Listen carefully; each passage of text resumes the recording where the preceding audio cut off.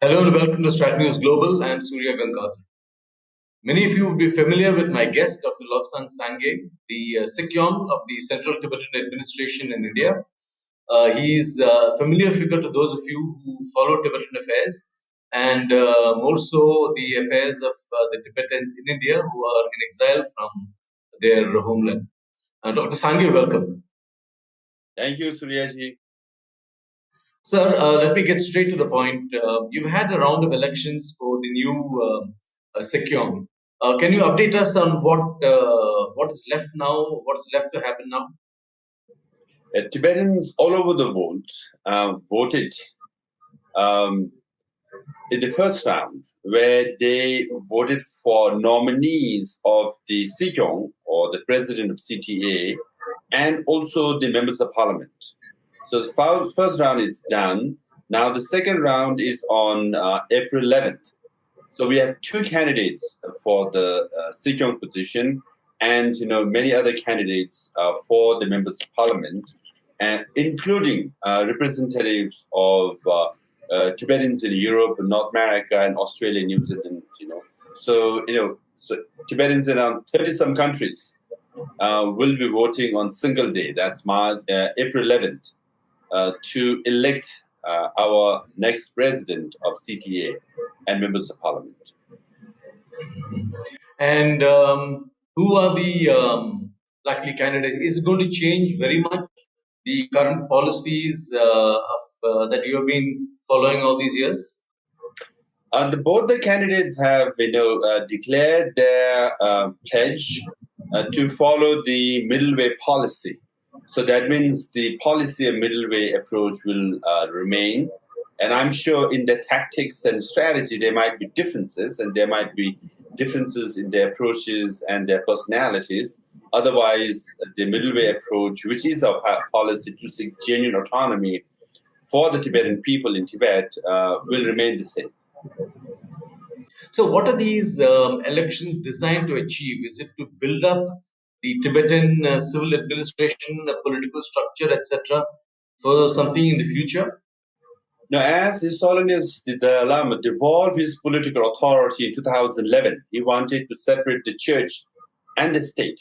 So I was elected in 2011 to take over the responsibilities of political and administrative matters, because he would like to see the Tibetan freedom movement moving forward, elected and led by, the person, who is voted by the Tibetan people.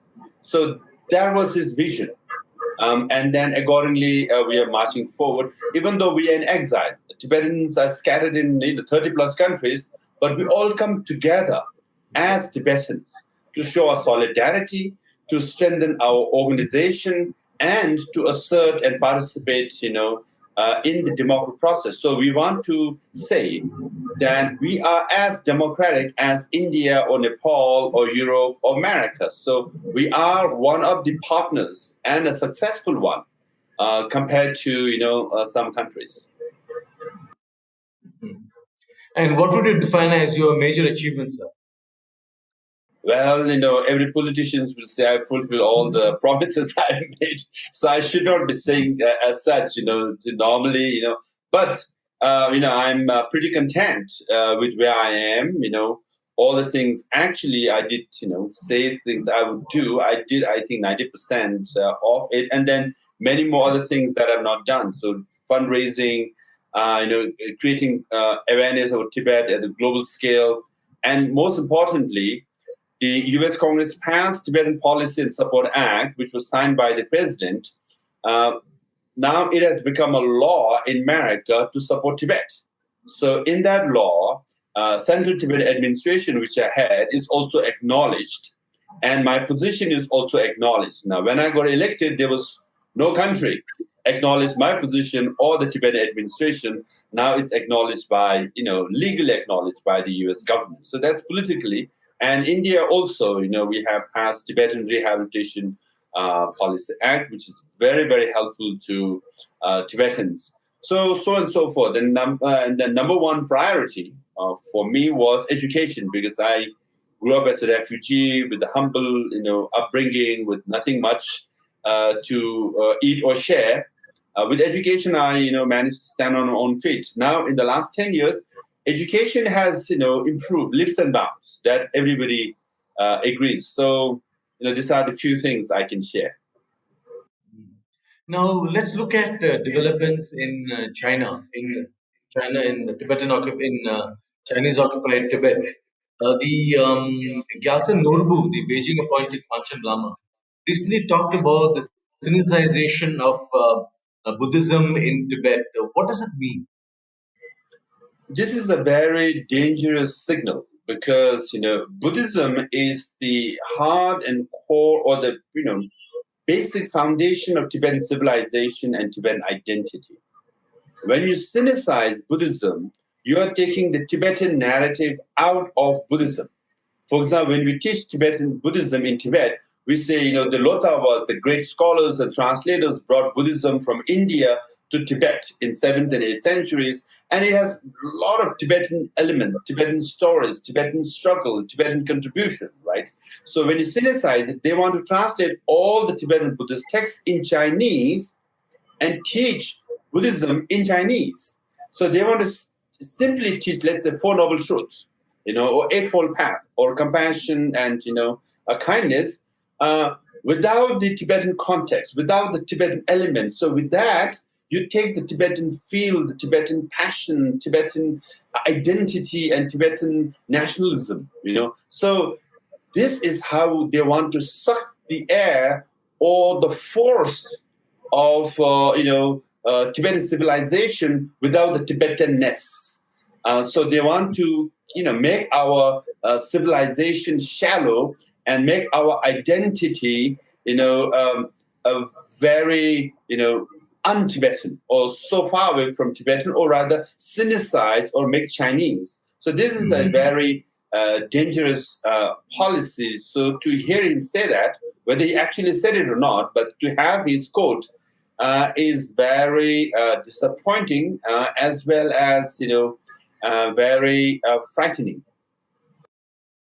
Is this an acknowledgement of the fact that perhaps Buddhism is also growing among the Han Chinese, and therefore the Communist Party sees a need to control the growth and direction of this religion? I think it's a realization that in 1960s, 98% of monasteries and nunneries were destroyed.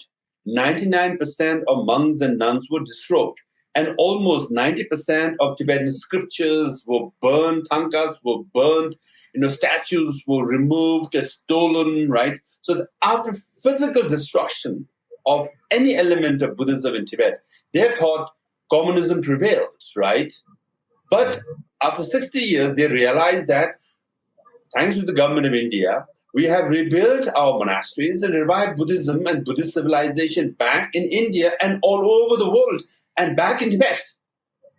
And also, the largest Buddhist country, ironically, is China, with 300 to 400 culturally Buddhist Chinese. So Buddhism in China has more members than the Communist Party of China, which has around 82 million members, right? So, by that account, His Holiness Dalai Lama has more members, supporting him, spiritually speaking, than the Communist Party, right? So now they want to Sinicize Buddhism. They see that as a threat. So at the very get-go, they destroyed our monasteries and nunneries because they saw this as a major threat. Even now, they see it as a threat. So actually, the Chinese leaders should realize that religion and spirituality is a matter of heart and mind.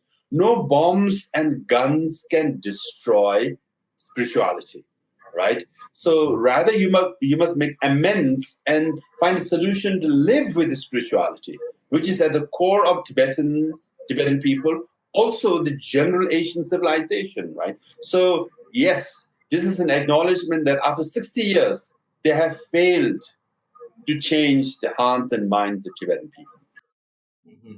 But is it possible that this could also be a positive development? Because if much of China becomes Buddhist in its outlook and its, in its perhaps the politics could also change. The Communist Party could also change. Is that something which you see as possible? Now, if you go back to history, right?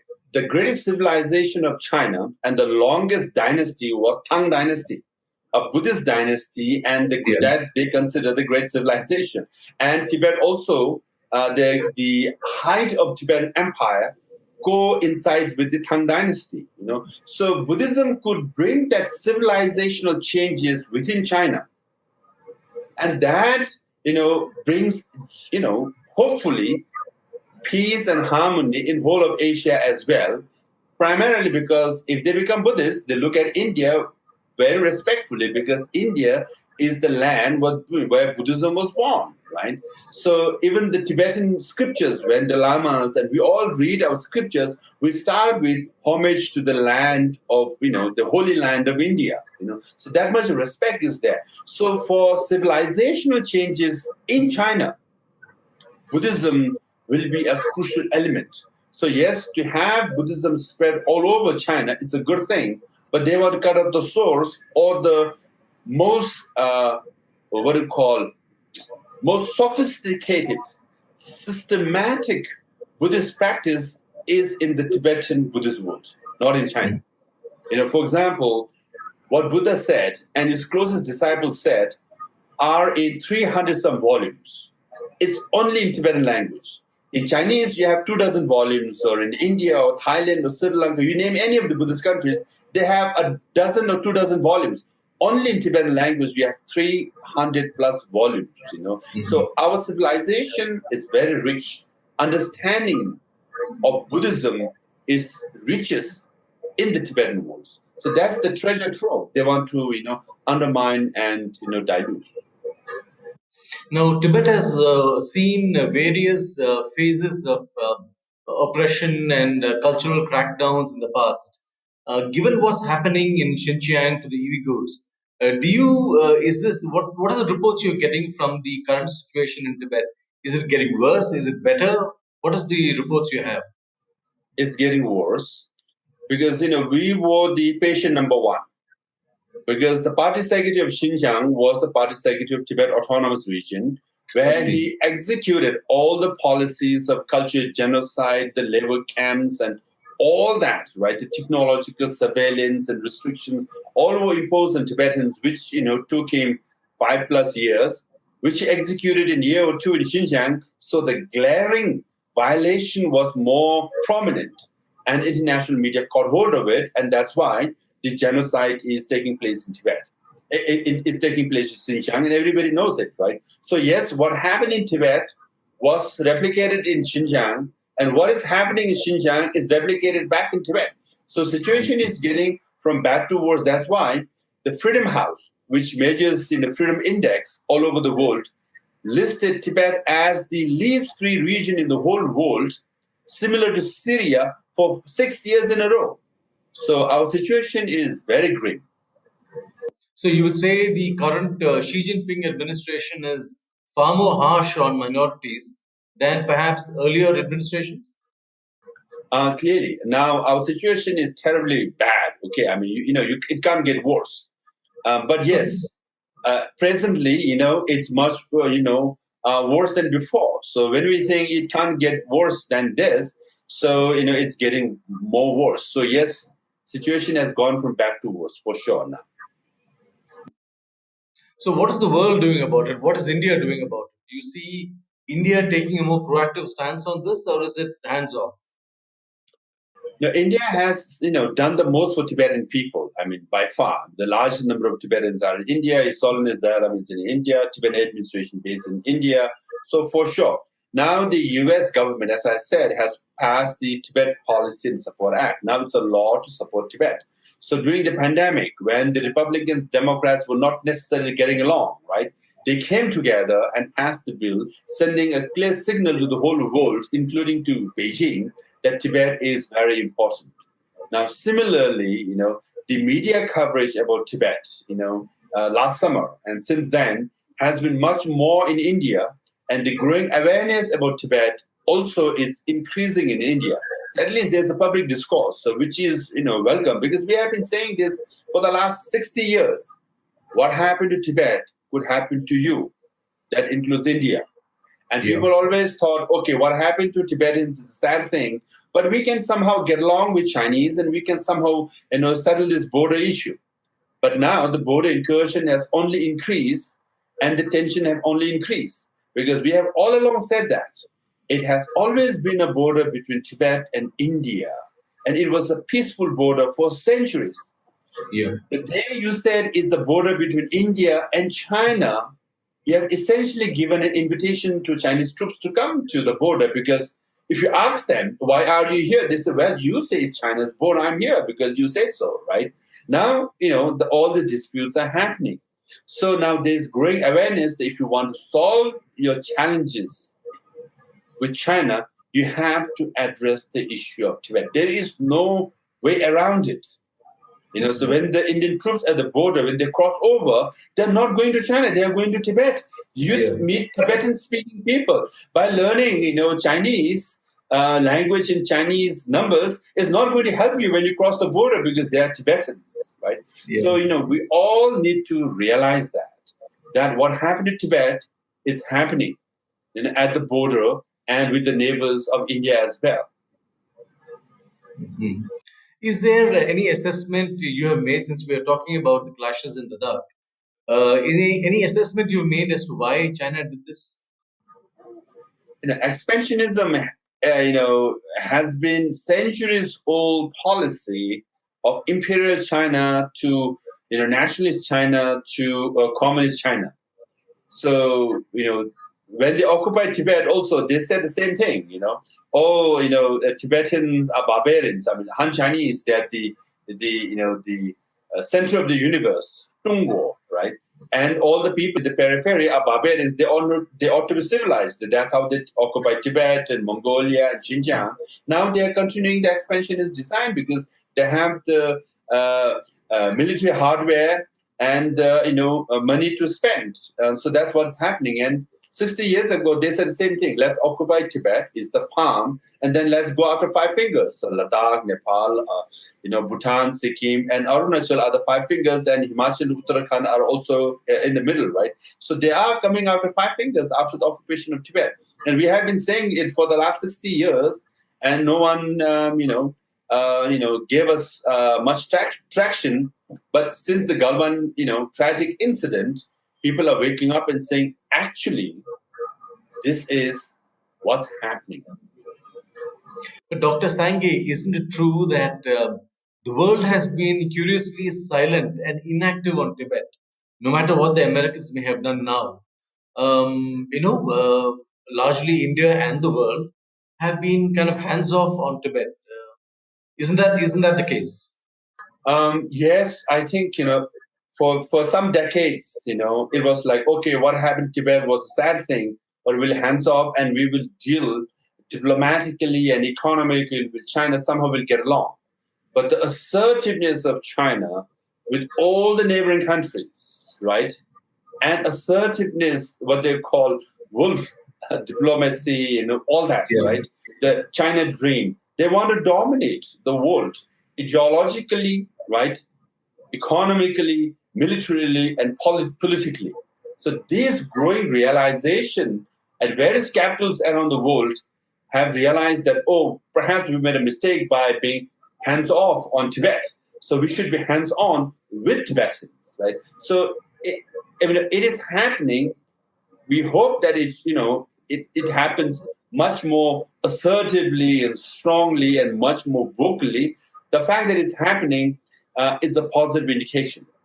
Mhm. So, what is it that you would like to see the world do more, or even India? What is the advice you would give India? Tibet, in the recent US-China meeting at Alaska, China said Tibet, Taiwan, Hong Kong, Xinjiang are the core issues, right? Yeah. The India included in other countries should also say, yes, Tibet is also a core issue for us, and we should put it on the table and find a solution, a peaceful solution, a win-win solution for China and for Tibet. So that's how we should approach, right? So this is, what we'd like to see, countries all over the world to stand up with Tibetans for justice, for truth, for our basic human rights and freedom. Mhm. Do you still have Tibetans coming over from there to India? Are they able to cross borders and make it? make it here? Unfortunately, very few managed to come because they have clamped down, on the border of Nepal. So from the Tibet side, Chinese troops are manning it, and from the Nepal side, Nepali troops are manning it, but they are trained and what do you call, and they have workforce to work together to chase away or arrest anyone crossing over from Tibet to Nepal. Unfortunately, the escape from Tibet to India has trickled down now.